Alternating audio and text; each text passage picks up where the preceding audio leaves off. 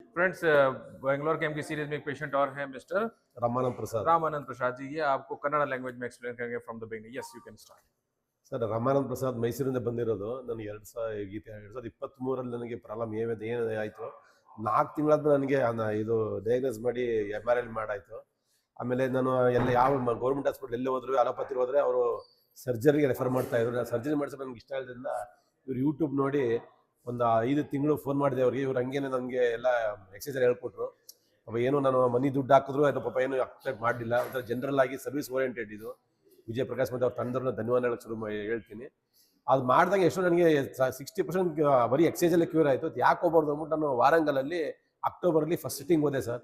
First sitting ಹೋದ್ದು ಅಲ್ಲಿ ನನಗೆ ಸಿಕ್ಕಾಪಟ್ಟೆ 80% ಅಷ್ಟು ಗುಣ ಆಗಿದೆ. ಈಗ ಬೆಂಗಳೂರಲ್ಲಿ ಒಂದು ಕ್ಯಾಂಪ್ ಮಾಡಿದ್ರು, ಅಲ್ಲೂ ಬಂದಿದ್ದೀನಿ, ಅಲ್ಲೂ ಮುಗಿಸ್ಕೊಂಡು ಹೋಗ್ತಾ ಇದ್ದೀನಿ. ತುಂಬ ಕಂಫರ್ಟ್ ಆಗಿದ್ದೀನಿ. ಬಟ್ ಏನಂದರೆ ಪೈನ್ ಇಲ್ಲ. ಮುಂಚೆ ಒಂದು 100 ಮೀಟರ್ ನಡೆದ್ರೆ ಸಿಕ್ಕಾಪಟ್ಟೆ ಪೈನ್ ಆಗೋದು, ಅಲ್ಲೇ ಕೂತ್ಕೊಂಡು ಅನಿಸೋದು. ಈಗ ಆರಾಮಾಗಿ 2-3 ಕಿಲೋಮೀಟರ್ ನಡೀತೀನಿ, ನನ್ನ ಕೆಲಸ ಮಾಡ್ಕೋತೀನಿ. ಮತ್ತು ವಿಜಯ್ ಪ್ರಕಾಶ್ ಮತ್ತು ಅವ್ರ ಟೀಮ್ಗೆ ಧನ್ಯವಾದಗಳು, ಧನ್ಯವಾದ ಸರ್.